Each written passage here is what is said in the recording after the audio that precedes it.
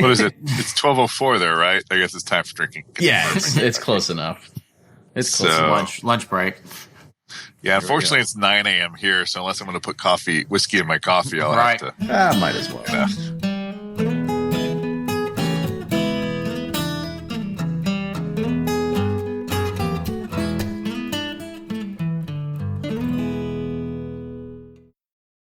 From their bar to yours, Chad and Sarah of the popular YouTube channel It's Bourbon Night bring you their favorite at-home old-fashioned mix with the new Elemental Elixir's Golden Hour Syrup. It's a custom-made syrup with notes of bold black tea, warm spices, and orange zest.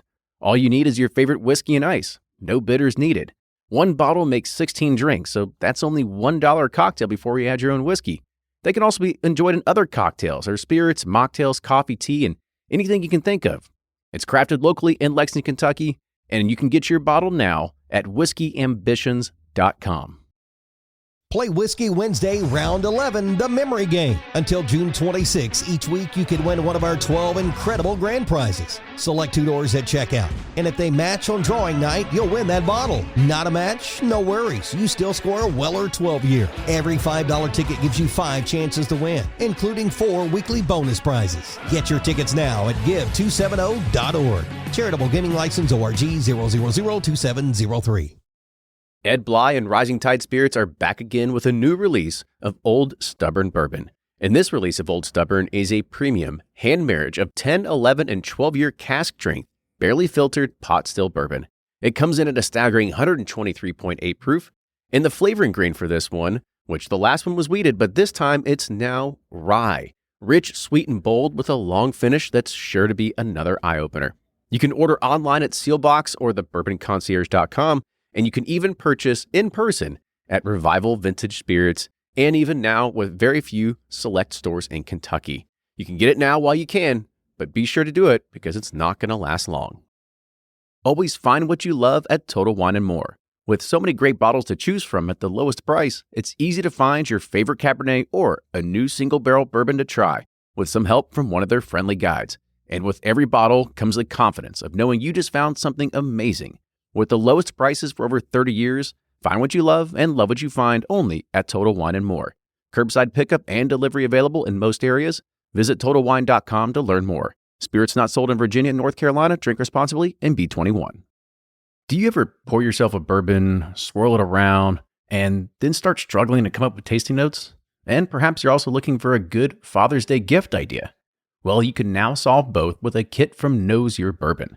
And unlike other nosing kits on the market, Knows Your Bourbon kits feature real ingredients for the most authentic aromas. You can smell real Tahitian vanilla bean instead of some synthetic aroma that's just made from chemicals. So head on over to knowsyourbourbon.com and enter code BP10 for 10% off your order. And here we are again with another episode of the Bourbon Pursuit podcast. My name's Kenny. Today we have Nino Marchetti. He is the editor-in-chief, the CEO, whatever, of thewhiskeywash.com. And we'll talk about more about the Whiskey Wash here in a second. Today we're coming to you from my house. We're sitting here sipping on some of my bourbon. I got Ryan here with me. Yeah, my new house. So no, it's so new that we're actually sitting in some chairs on a console table, staring at a TV-less wall and a messed up couch and all kinds of things because everything's just still in chaos around here for me. Yeah, our studio sucks, but no, we're making it happen. It's coming along. The house looks good though. I'm liking what y'all have done here. So, well, maybe if we blow up big enough, we'll do like a whole Taylor Swift thing. You know how she invited right. like 10 of her biggest fans to her house to a Cribs episode here. Yeah, something like that. For sure. Yeah, and I figured, while I had Ryan over here to record this, figured we pop open one of the newest bottles that was just released. So I have in my hands right here a bottle of Kentucky Owl, batch number 2, bottle 881, and we've had some sips of it pretty good. And I think it's pretty good for what it is. There's a lot of people that I would say give it a little bit of a hard time. I'd say a very hard time because, who is this? They're an NDP. I'd never heard them before. They don't have a brand. They don't have any kind of history. But, even for a source bourbon that is going for a high price tag. Even for this one bottle out the door here at a local liquor barn, it was $181 after tax. So was not cheap by any means, but I think it's not a bad one to add to the collection if you can spare a few dollars here and there. Yeah, I think it's pretty good. One cool thing about it's kind of like Willett's. They have those. A lot of their stuff sourced that you get now, and they select very short, not very many barrels, I guess. So they're picking like the finest of the finest. So even though it's sourced, it's still like really good product. And so I'm really pleased with. I bought a bottle, I hadn't opened it yet, so I'm glad you let me try yours. So now I know to keep mine. Yeah, it's always the science experiment. Like who can you try first before I figure it out? It's really worth cracking that open, so I can't get rid of it. We got some, fall's coming, so the releases are starting to hit here in Kentucky, and we got stuff coming out all the time, so we're excited about that. The Parkers, I think, hit today. I'm going to try to get that down in Bardstown. Somebody's got to run out to Bardstown today and go stand in lines, and then I know Old Forester Birthday Bourbon hit as well, and some of the bigger liquor stores are maybe getting it tomorrow, maybe getting it next week, so who knows. So it's starting to get exciting back here in Kentucky for bourbon after a long summer's break. And it's exciting until you show up in line and there's like 100 people in front of you, and you're like, what the hell? Yeah, I mean, just to kind of talk about that, even this past weekend, there was the Old Forester Birthday release for one liquor store here in town, and they had 66 bottles, and they said at Saturday morning they were going to start releasing them at 9 a.m. I think at 7 a.m. they had close to 100 people already in line.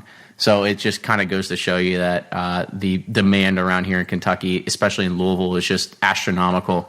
It's starting to kind of really show how hard it is to get something. I'm almost dreading what it's going to be like for the rest of the season. Normally, like with the antique collection stuff, you'd have to wait in line, but there might be like 15, 20 people. Now there's hundreds, and so it's just getting tougher and tougher. But it makes the chase more fun and rewarding, I guess, when you get a bottle. But yeah. Definitely wish it was like the old days. So with that, let's go ahead and start on with the show. So today we have Nino Marchetti. He is the, you could say master editor-in-chief, the CEO, whatever, of the whiskeywash.com. And we'll talk more about the Whiskey Wash here in a second. So Nino, welcome to the show. Thanks for having me on today, guys. Appreciate it. So let's talk a little bit about, just quickly kind of give us a quick overview of the Whiskey Wash, and then we'll kind of talk a little bit more about it. Sure. So the Whiskey Wash is a news and information website on the whiskey lifestyle. And basically what we're doing is reporting on everything from new whiskey releases to interviews with folks in the whiskey space. And when I speak whiskey, I'm talking on a worldwide level, whether it's awesome Kentucky bourbon or Scotch or some of the craft guys here in the U.S. We do reviews and write about accessory products, among other things. Well, cool. So one of the things that we're proud to announce today is that we've been talking to Nino here in the past couple of weeks, and we're actually going to start a partnership here kind of going forward and kind of see how it works out. So one of the things that you're going to start seeing a little bit differently on this show is that some of the episodes that we're going to be pushing out, we're going to be able to put a quick little advert and blurb there for the Whiskey Wash and be able to help drive traffic to his site, and vice versa. Start looking for some podcast episodes to start showing up on some articles over there. So we're definitely happy to begin this journey together and help build two successful brands out of it. Seth, definitely the same here. We have been looking to get into the podcast space for a bit, and what we figured would work best for us starting out would be partnering with an awesome podcast that was already established.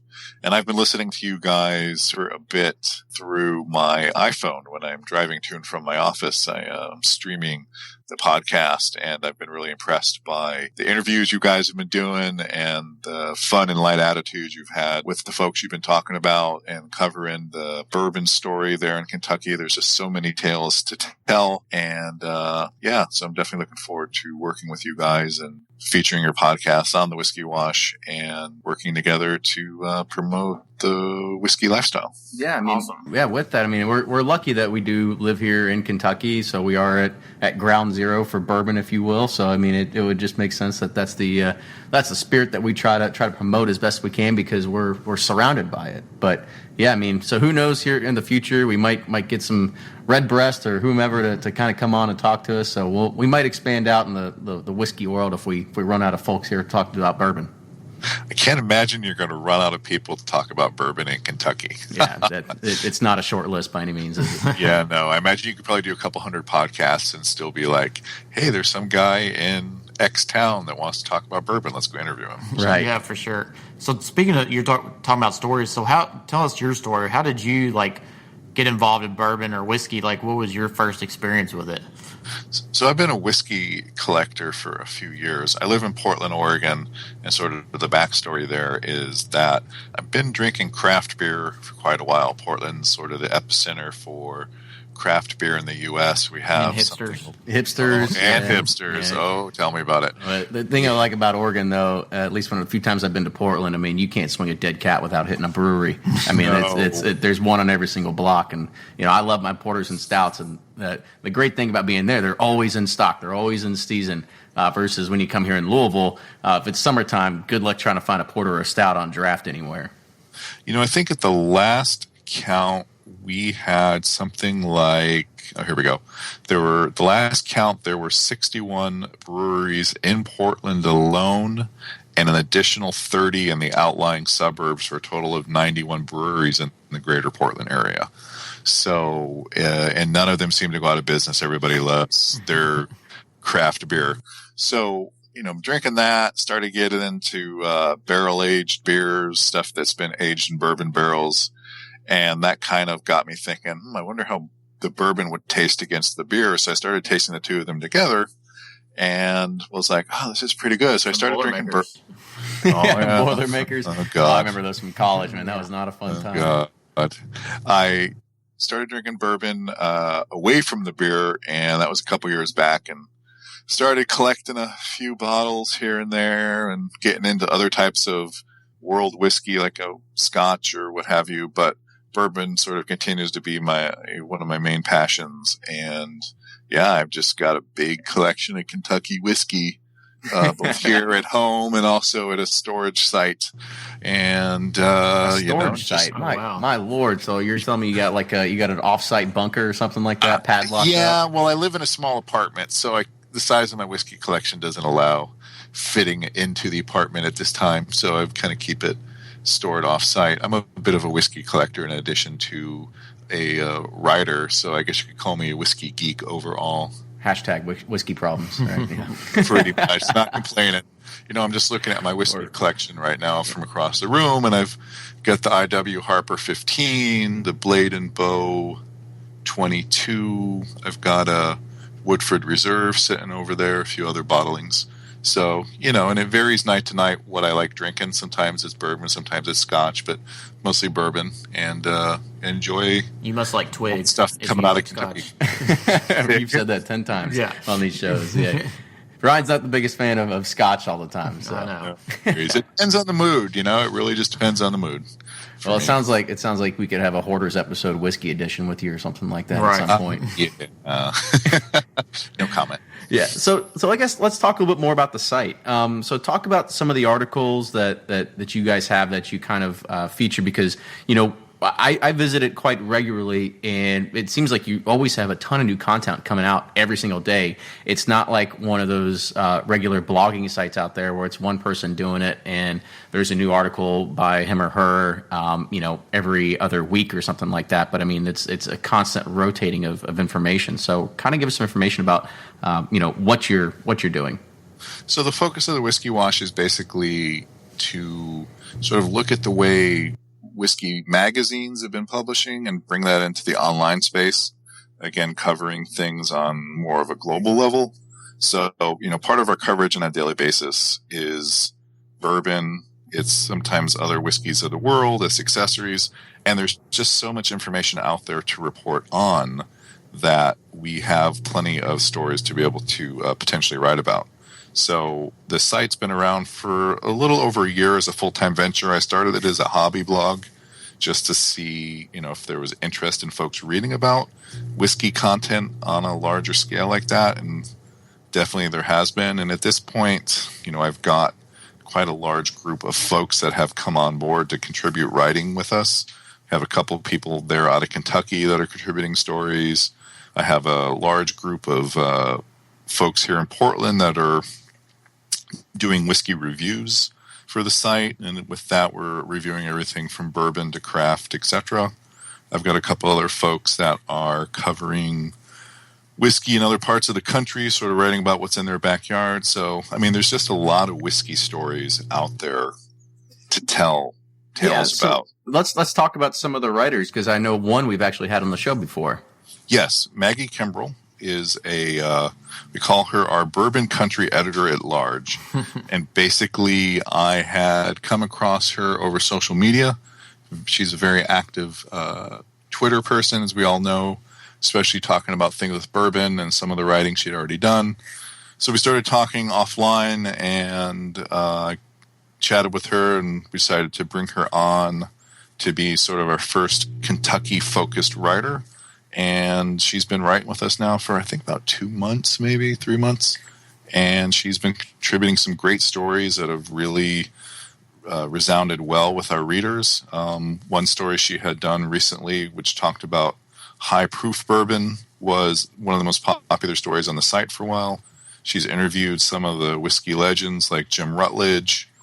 She just did a piece that's trending right now about the Old Taylor distillery and sort of the rebirth that's going on there. So she's definitely got a lot of things that she's got stories to be able to tell. And then joining her on the Kentucky side is Steve Coombs. He's another local writer there. He's focusing a lot on lifestyle writing, doing whiskey reviews and some other types of pieces. And then his first piece that he had published with us recently was something pairing bourbon and country ham. Well, it makes sense. Yeah, I mean, two good things. I've heard a saying before that says, always buy your bourbon from Kentucky and always buy your hams from Virginia. So how well did that go well with the article? It went well. People responded to it great. And, the pictures, I'm just looking at the article right now, definitely make you hungry and wanting for bourbon at the same time. The thing about bourbon that he particularly points out in his piece, and then I have another writer who pairs food and whiskey all the time, is that it is quite possible to pair whiskey and food and get good flavor profiles out of both. So have you guys done a whiskey, maybe the Pop-Tarts edition? To figure kind of what's the... Not yet, but I appreciate the story idea, and I will get someone on that one. Someone tells me brown cinnamon's going to be near the top of that one. Probably, I would imagine, yes.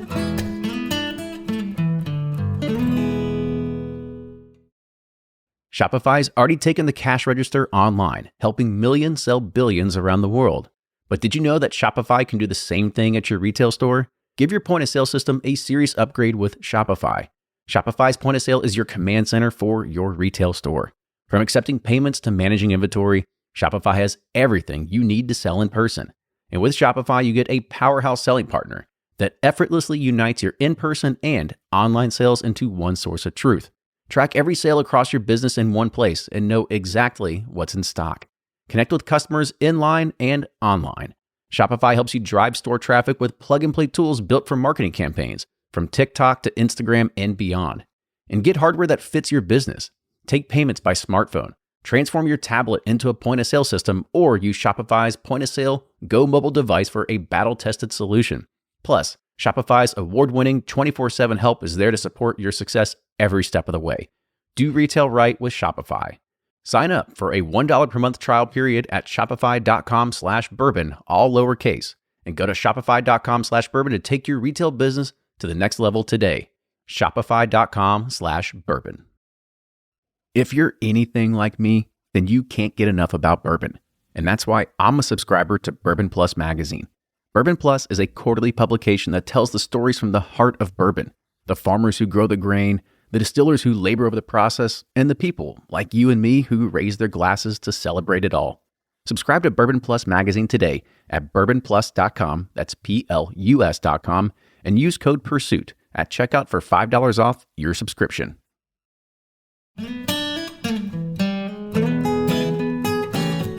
So, I mean, you talked about Maggie's had a pretty popular article. I mean, are there any other, what are some of the other more popular articles that you constantly see more hits of people coming back to the site to read about?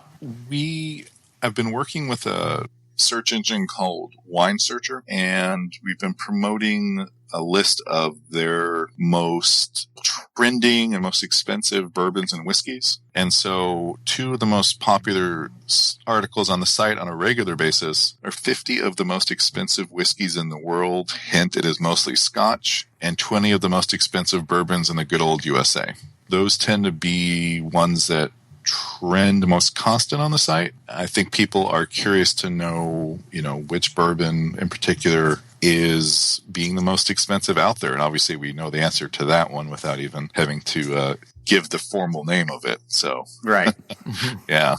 So those kind of buying articles are popular. Another thing that's popular on the site right now, we just put up something the other day about the Buffalo Trace Antique Collection 2015, what to know. And folks have been coming through and reading that a lot. And then Steve did a review for us the other day of the Elmer T. Lee bourbon. Well, that's been getting pretty good response as well.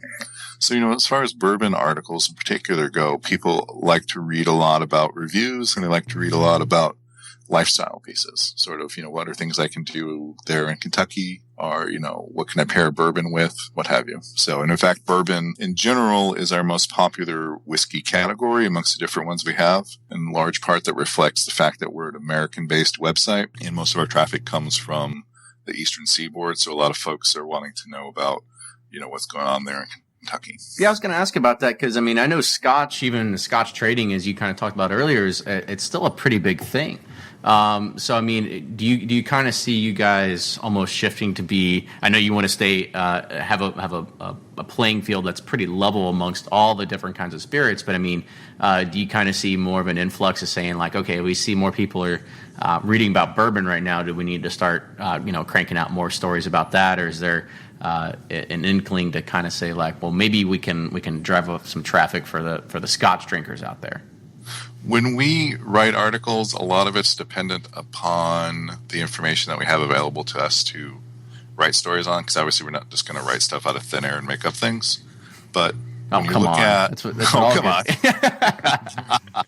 The thing with being an American-based website here in the U.S., a lot of the information that we have more readily available to us is about bourbon in American whiskey, including rye. A lot of the Scotch releases obviously are starting over in Europe, and we just don't have as much access to all the information. And sometimes even when we do, we'll pass on a particular story because given our more American-focused readership, and we know the fact that that particular Scotch will probably never come here to the U.S., we probably will pass on writing about it unless it's a particular one that stands out for some reason. Like there was one the other day we wrote about. It is a 75-year-old Scotch that I believe there are just 100 bottles being made available of, and the price point was something like, I think, $35,000 or something like that. Yeah, it's like couch cushion money. It's an expensive piss. It was Bourbon and McFall Mortlock 75-year-old whiskey.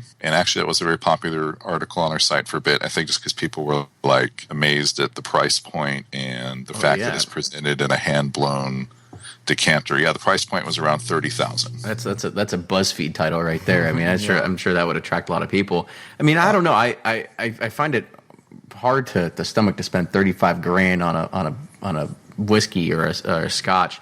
But at the same time, it's always funny because when we talk to a lot of people, and the same story comes up over and over and over when you talk to these distillers, and they say the prime age for a good bourbon is anywhere between 8 to 12 years. Mm-hmm. Anything after that, it loses characters and all that sort of stuff.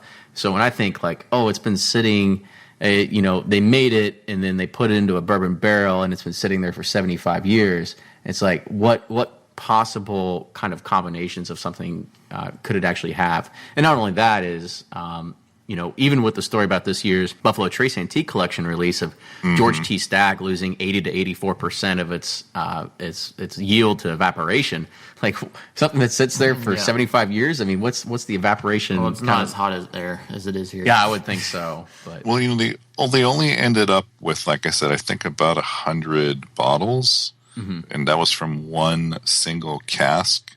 So even given the cooler evaporation rate there, you're looking at still a significant loss of whiskey, right? Basically, they put that one particular cask with fresh new make spirit in it, I believe back in 1939.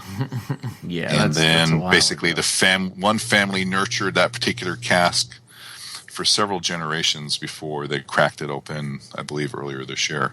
But yeah, I mean, with something that old, obviously your rate of evaporation, even in the colder Scottish environment, is going to be pretty high. But then again, you know, at $30,000 a bottle, I think they'll be okay. Mm-hmm. Yeah. Hell, I would say Part of one bottle recoups their cost. I mean, that's easily probably enough of having it sit somewhere in Grandpa's house or his attic, just sitting there waiting to be opened or whatever. But if I was even thinking like 75 years, like, oh, hell, why not just wait another 25 and have a 100-year-old one? Yeah.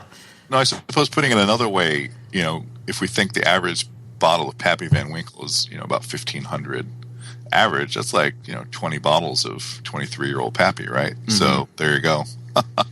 Probably tastes there's my justification, right? Yeah, there you go. So how are you going to spend your $30,000, right? Yeah, right. I'm sure my wife would not appreciate that one. No, mine you're tastes not about $60 bottles, not much less $30,000. If I came home with a $30,000 bottle of whiskey, I would be later curl up with it sleeping outside. So yeah, something like that. So let's talk a little bit more about the site. You know, some of the other articles that kind of gain a lot of attraction and popularity. You know, is one of the other things you kind of mentioned about was reviews. So in regards to reviews, you said Sean did a few of them. So where do these kind of people come, like their walks of life, like what makes them a review worthy? Yeah, review worthy person that somebody's going to be like, yeah, I'm going to trust this person's knowledge, palate. Yeah. Sure. So a gentleman like Steve Coombs there in Kentucky, or some of the other folks that I end up having doing reviews for me, you know, they come from different walks of life.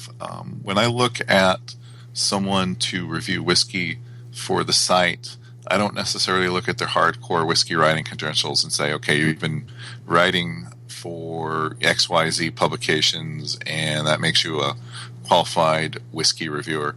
I'm looking for someone who has a good sense of their tasting palate, knows how to write, and is passionate about whiskey. The reviews we have, I try to think of them more as sort of the common man reviews. It's like, okay, you know, if I sat down with Karen Moonen, who's a writer for our site, who does whiskey reviews. If I sat down with her at a bar and I looked at her and said, tell me what you think of the whiskey, she would talk to me in a way that I understand versus sort of these very elaborate kind of, you know, tasting notes that are spun sometimes by some review systems where you're like, I'll never get that out of there. How'd you get marshmallow Pop-Tart or something? And fresh cut grass and tires, right? Yeah. Right. Yeah. So, you know, I mean, I want people who, you know, if a very established whiskey reviewer came along and said, yeah, I want to write for you, etc., sure, that'd be great. But when I'm looking for folks that are writing reviews for us, I'm looking for folks that are passionate about whiskey, who drink whiskey themselves, who can write, and then, you know, we can kind of work on building their experience from there.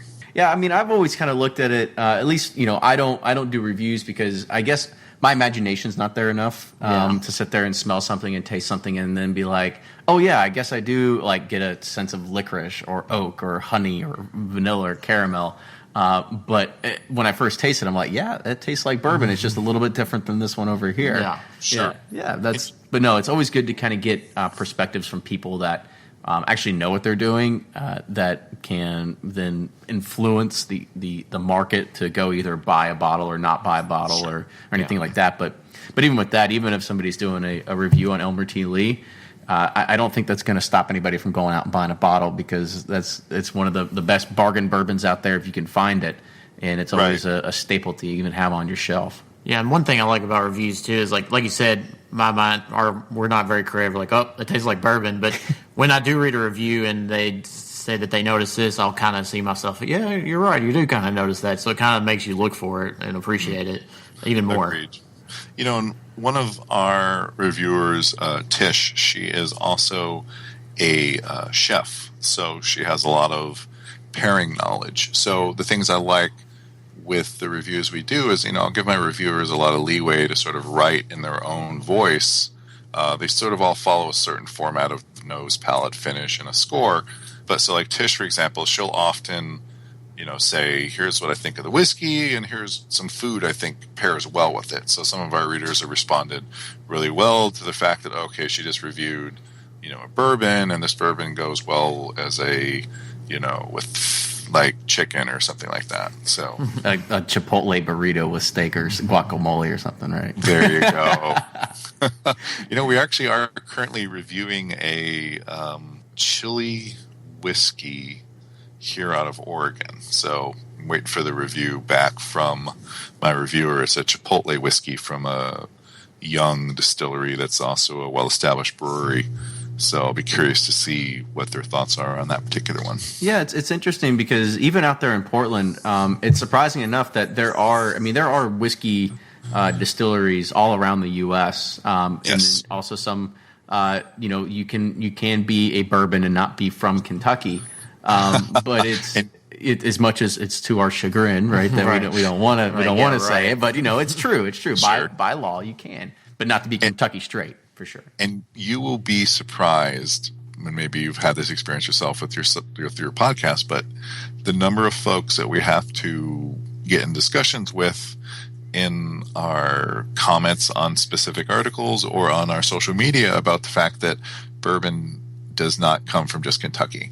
Granted, I think it's like 95% of the bourbon comes from your guys' great state, but there are some great craft bourbons out there as well. But it's interesting because a lot of folks are like, bourbon only comes from Kentucky. And then you'll be like, well, no, bourbon does come from California or, Idaho or places like that. And then we'll get a follow-up comment that's like, well, only great bourbon comes from Kentucky. So I'm like, okay, well. And that's true. No, I'm just kidding.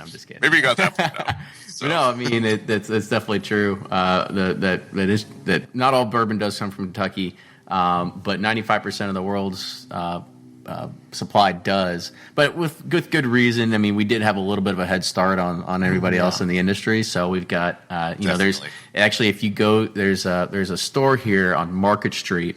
I can't remember the name of it, but if you go in, they've got T-shirts and it says there are more barrels of bourbon aging in Kentucky than there are people. And yes. it's one of the small little known facts about Kentucky. Right. And the Distillers Association there in Kentucky is really good about putting out factoids on bourbon, with that being one of the ones that they always emphasize. We did a thing on the fact that it's Bourbon Heritage Month there in Kentucky right now. And that was a pretty popular article, and in that piece they were talking about how, bourbon is like a $3 million economic engine for your state, and there are more than 5.3 million bourbon barrels resting Kentucky warehouses for the first time since 1975.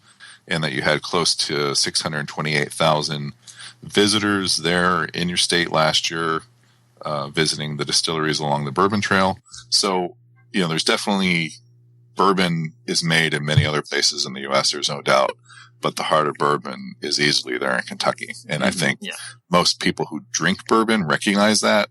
I certainly, when I came to visit Kentucky earlier this year for the Bourbon Affair, you're like, okay, I'm immersed in the bourbon culture here. And I think that's part of what makes the difference. I lived in California for a long time, so I used to go up to the Napa Valley for wine. And when you're up there, you're like, oh, I'm in the wine country because everything around you is wine. When you're there in Kentucky, everything around you is bourbon, whether it's the rolling hills or the springs that you guys have for the limestone filtering or the horses. You're like, yes, okay, I'm definitely on my way to Woodford Reserve. I'm definitely visiting the Wild Turkey Distillery. It's just a whole nother level of experience. Mm-hmm. Well, I'm glad you've been able to see some of the great things out of our state and be able to visit, because it's definitely one of the things I know of a lot of our listeners have talked about. Even somebody that wrote a review on the last one, they said because of this podcast, they've actually came and did a tour of some of the distilleries and stuff like that, because they started to appreciate more of the heritage and the history that's actually behind it all. Yeah, sure. It's nice to hang our hat on something. Most people outside of Kentucky think we're just a bunch of redneck and hicks. Well, so fried chicken, right? Right, and fried chicken. Nice. So it's like, it definitely gives us something to be proud about, and the horses and so forth too. But sure. We talked about your collections earlier, so I'll pose a question to you.